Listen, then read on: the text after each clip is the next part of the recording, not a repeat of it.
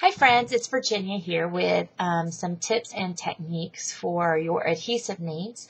And I usually find that in the month of December I will be doing more crafts and more gifts, and I need a bigger variety of adhesives in my arsenal. So I wanted to share with you guys today some of the different adhesives I like to use for just my different craft needs.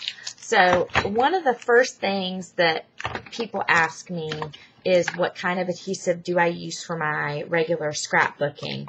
And I used to just buy the little tape rollers or tape runners that you could get at Hobby Lobby or Walmart.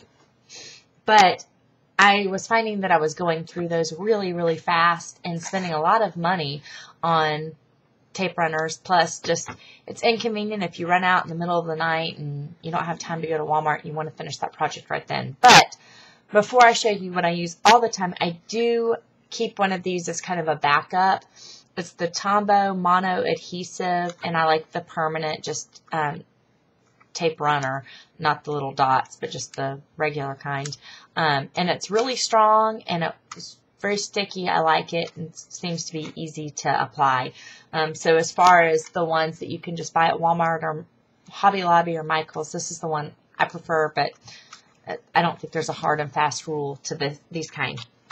The one that I have found that I will stick by forever, and it does take a kind of a learning curve to get used to, is the Scotch ATG gun. You can see mine is a little bit beat up or well loved. I dropped it and broke one of the hinges, so I've got it taped together, but it has not affected its performance whatsoever. I bought mine from framingsupplies.com probably 2 years ago now, and I think I've bought refills for it 3 times total. The refills are crazy long. It's like 35 yards or 40 yards. It's a lot in one, whereas one of these is measured probably by feet or just a couple of yards. The rolls for this one are fairly massive, and they cost about $2, and you can buy them in bulk. So usually I'll buy 10 of them, and they last me at least 6 months. And you guys know I scrapbook and do a lot of projects, and I use this predominantly the most. So it's a pretty good investment. Oh dear, don't eat that. The baby is sucking on a paintbrush. The only thing is the gun is rather expensive. I think it's $40, but when you add up $5 a week here, you'll easily see that it is good to just make this investment. So I want to show you guys how to load this. That's a question I get asked a lot, is how do I load my ATG gun? Or Virginia, can you just load my ATG gun for me? So I want to show you guys, which by the way, I never mind helping a sister out, but I'm just going to tilt the camera down and show you what this looks like. And I'm going to turn this towards you guys, although this would be upside down for me, just so you can see how it works. I got Chunk-a-Monk of the baby over here pulling down things off camera, and she's looking quite innocent. Okay, so this is your roll, and you'll see that there's a long part that peels up just like any old tape. And my ATG gun has arrows on it to kind of show you where the tape should go. Not everyone does, I don't think, but you just pop this in here, and there's like some little plastic doohickeys in there that you just have to make sure to line up that fit inside of these little holes. And then you have to pull the trigger in order for it to roll, otherwise it won't roll. So I pull the trigger and roll it, and I come up over this one and down around this one, and I keep the trigger pulled, and I keep pulling this, and I go around and come over to this side, and there's some little notches right here that I just put the tape through and stick that down. And then there's this little cap right here, and that just snaps down on here. And then close the lid, and you're ready to go. You just hold the trigger down and go like this. And it surprisingly has a lot of precision to it. And it's made for framing, so you can imagine it's extremely strong. And I really like that because y'all know I like lots of lumpy, bumpy layouts and fun embellishment, so it's good at holding on all that kind of stuff. And I actually use that for ribbons sometimes because the tape thickness that I get, I think it's 1/4 of an inch, so it's pretty skinny, and that's small enough for most small ribbons. Hey, Chanka. There she is. Okay, so next adhesive that I would like to share with y'all is another one for if I want large coverage on something and I'm going to stick paper all over it. And I know there's multiple spray adhesives out there. This is the only one I've tried, and it's the one I've stuck with because I really like it.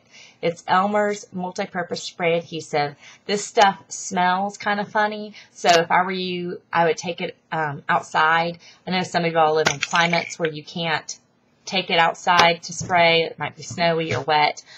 So if I were you, I would do it in a well-ventilated area and inside of some sort of box because it's got a lot of overspray. And I accidentally did this on my computer desk the other day, and it's kind of sticky now, so I had to get a magic eraser after it, and you don't want all that mess. So I have these stars that I found at the Dollar Tree last year, and I should have shown you the before of it. It's got some funky little snowman painted on it. I like snowmen, but this one was not very cute. So I just used my spray adhesive all over this metal star, and I stuck paper down right on it because it dries really fast, and I just pushed it down and then cut it out. And there you go. The paper's not coming off. It's stuck down really well, and I will end up sanding the edges and inking them and decorating this, and I will show you my final product using the Bedford Falls kit. But it's great adhesive for projects like that. I've used this for several different things. Another good purpose this has is if you use a die cutting machine that requires some sort of sticky feed sheet, like a Silhouette machine or a Cricut, and your sheets have gotten unsticky, you can use this on there. And once it dries, it's tacky, so you can use it to kind of re-tackify your sheet. Another glue that I really like that Helmer actually donated to the Lily Bee design team a while back is this 450 quick dry adhesive and the craft glue. And I'm not really sure what the difference is between these two glues other than this one dries a lot faster, but other than that they seem to be fairly the same amount of consistency. And I like to use these also for a ribbon. I know that's kind of a hard thing to glue, but I wanted to show you. I just did a bead of glue on here and stuck this ribbon down, and it's cool because, like I said, the ATG gun I can use for really thin ribbons, but this ribbon is kind of hard because it's so bumpy and textured. It's hard to get glue to stick on this like that. So I just used some of the Helmer craft glue and did a little what they call a bead of it on there and stuck this down, and you can see it's not going anywhere. And any extra glue that came off along the side, the great thing about the 450 quick dry glue, you can rub it off like rubber cement. So there's no extra glue on the sides, and it's a really great glue.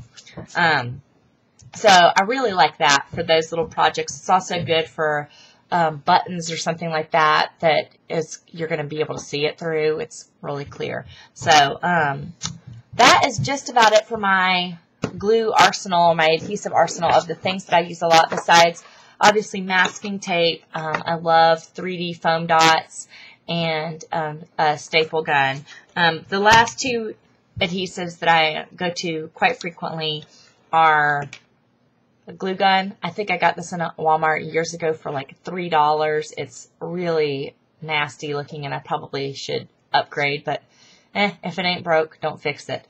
This is a high temp gun, and it's the little tiny sticks, and I really like it because I can get little tiny bits of glue. And I use this just not on scrapbooking stuff as much because I don't think that it's acid free, but I probably don't really care about that so much, but I know other people do. But I do use it a lot on craft projects and altered projects and decorated things that I use scrapbooking supplies on. And I just need something that I can really make sure it's going to stick on with, and it's cheap.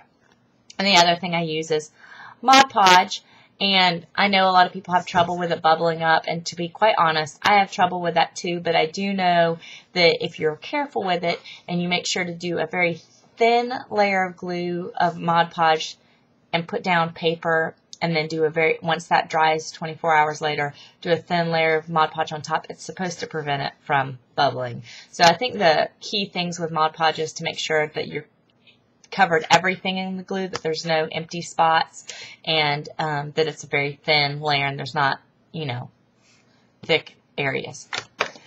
So anyway, there you have it. That's my adhesive tips and techniques. I hope this helps somebody out there, and I'd love to hear your favorite tips and techniques when it comes to adhesive too. I hope y'all have a great weekend and fun holiday festivities. Bye.